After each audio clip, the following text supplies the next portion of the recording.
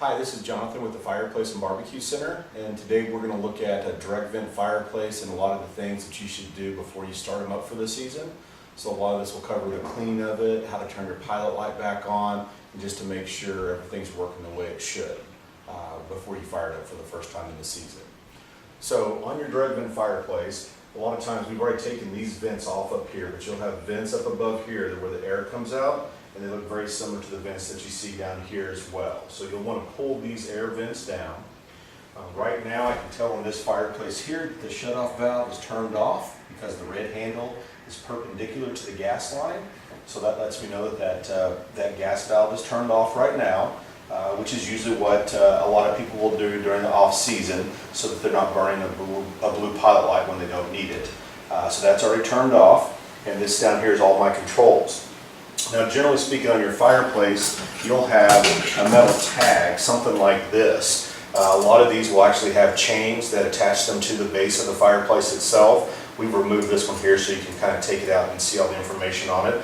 But a fireplace, if you're ever having service calls or anything like that, if you can find this tag here that tells you the manufacturer of it, tells you the model of it, and it also gives you some of the BTU inputs, minimum and maximum BTUs on it. This will give you an idea of how much gas they cost per hour. But there's a lot of good information on this tag right here. And anytime you're doing a service call, if you can have the manufacturer and the model number of this fireplace, then this will give you a lot of good information. A lot of that information is repeated over here as well for the serial number and such. So if you ever had any warranty claims or anything like that, all this is really good information to have. Again, this information is put on a metal tag like this. Sometimes we'll see them on fireplaces where those stickers are actually stuck to the bottom of the fireplace down here. So they'll actually be stuck to the bottom. That makes it hard to get to sometimes, but usually we'll take an iPhone or something like that. We can put our iPhone back underneath the fireplace, take a picture, and then we can use our iPhone to, kind of zoom in or email that identification tag or whatever it may be there. So really good information a lot of times on those tags down there. But one of the first things you want to do before you start up in the season is just kind of clean everything out.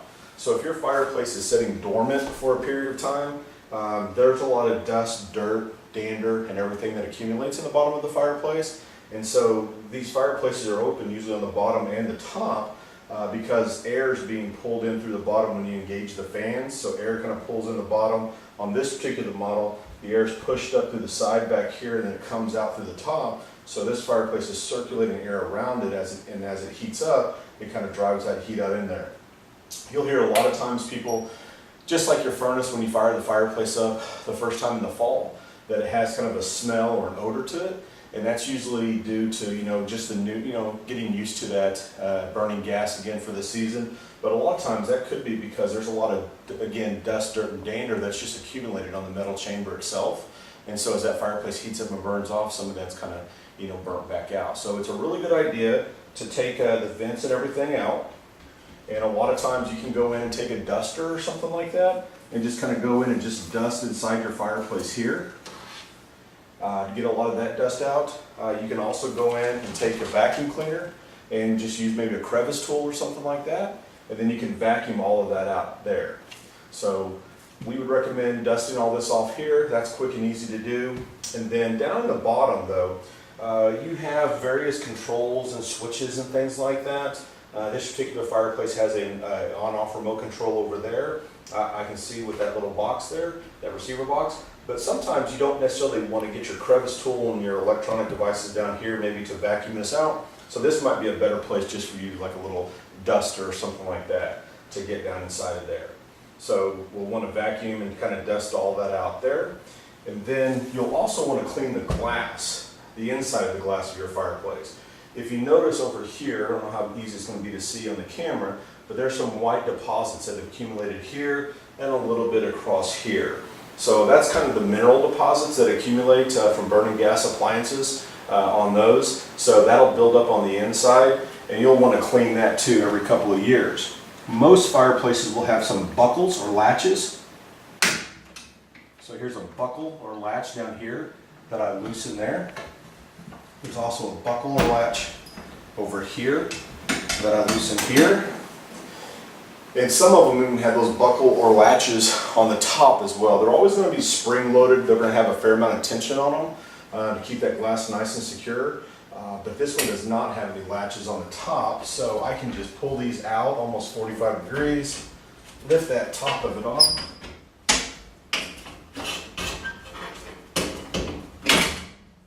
And then kind of turn it around and set it here. And then I can clean the inside of that. So you can kind of see here, there's some of those mineral deposits on that. So I'll clean the inside of the glass. Another thing to do is also, there's a fiberglass gasket that sits around these here as well.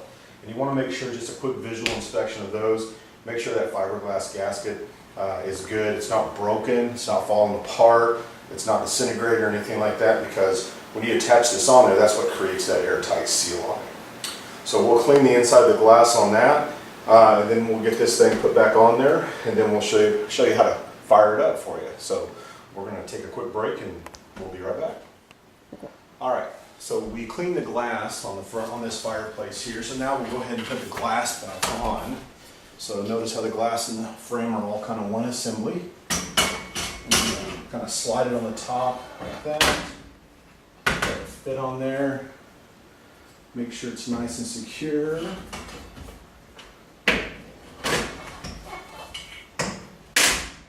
That, so I can really feel, it felt like it was on there the first time, but it wasn't. So there's kind of a channel on there that this has to rest into. So really make sure those things are on there nice and good. So once I have the glass back on there, then again, the spring-loaded buckles down here on this one.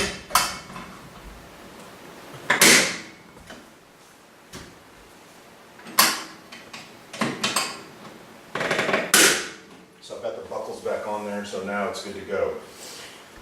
When I first looked at that, I didn't think the glass was that dirty on it, but it's a good idea to clean it every couple of years anyway. So, because you get that white hazy on there and it's so gradual, sometimes you don't notice it until you really clean it good.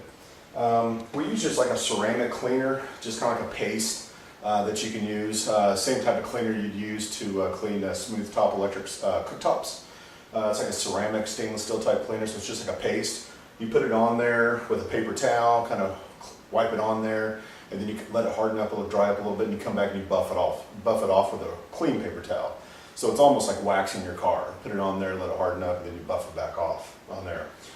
So you can get those ceramic cooktop cleaners just about anywhere. You may have some in your house already. What you don't want to use is anything that has ammonia in it. Sometimes, depending on the type of glass that manufacturer used, whether it's heat-tempered glass or ceramic glass, ammonia can react with that glass. So you've got to be careful on which one you use. So a lot of times you can't tell by looking at it whether it's ceramic or heat-tempered glass. You can only tell by the perimeter of the glass if that was the case. But the best thing is not to use ammonia. So stay away from ammonia. Don't use ammonia. Better be safe than sorry on that. Again, I didn't think it was that dirty, but here's the towel that I used to clean the glass. So obviously there was a lot more on there than what was visible to the eye. A lot of soot and whatnot on there as well as mineral deposits. So that's the towel I used to put to clean it off there, so you can see a lot of soot on that. And then this is the towel that I used to actually go and buff it off. So there was still even a fair amount of soot on that as well. So I used this towel to clean it off, but there was a lot of soot on there. So it definitely needed to be cleaned, even though it didn't really look that bad from the exterior. There was also some little bugs, looks like little ladybugs in this one, like in the little gasket. So in that felt gasket I talked about, there were some ladybugs in there, so I went ahead and shot back that out as well. But there can be just a lot of debris that kind of accumulates inside of there, so you'll want to get all that out of there for sure. So now that the glass is cleaned and it's put back on there, I also went in and vacuumed out down below here and kind of dusted it out a little bit, just get all the cobwebs out. Also kind of shot back up here to get all the cobwebs and dust and dander out as well. So now to go and light the pilot, I'm going to turn this knob over here parallel to the gas line. So now this red handle is parallel to the gas line, going with the gas line as opposed to perpendicular. That means that gas is now flowing to this fireplace. On that metal tag that I showed you before, a lot of times on those metal tags, they will also have a spot that you can go in and they will give you instructions on how to light your pilot light. So here's your lighting instructions for your pilot light, and they'll walk you in a really good step-by-step.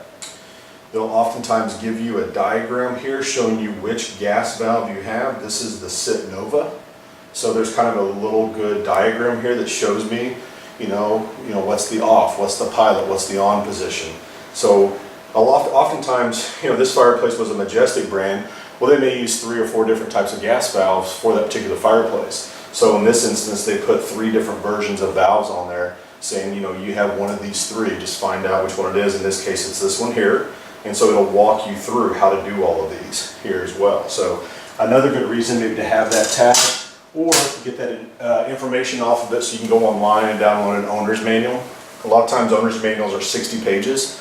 So you probably don't want to waste ink on your printer, printing all those things out, but you may want to go in there and find, somewhere in that 60-page owner's manual, which one is particular to my fireplace. You might store that somewhere so you have it as a quick reference or something like that.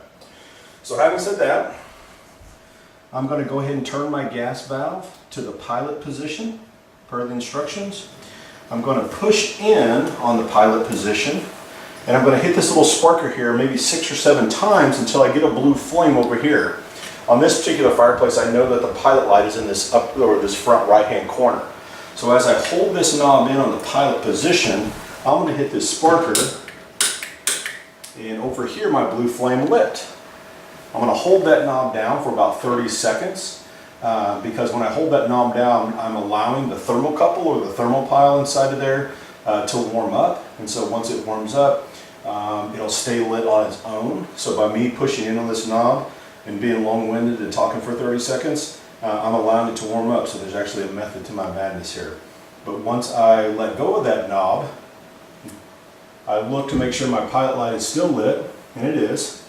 So then I can turn the knob now to the on position, but notice how it didn't come on. But the gas valve is on, but it didn't come on. That's because, like most of these fireplaces, you may have a remote control or you may have a switch on the wall. So this fireplace is waiting for me to flip a switch, which I just did around the corner here.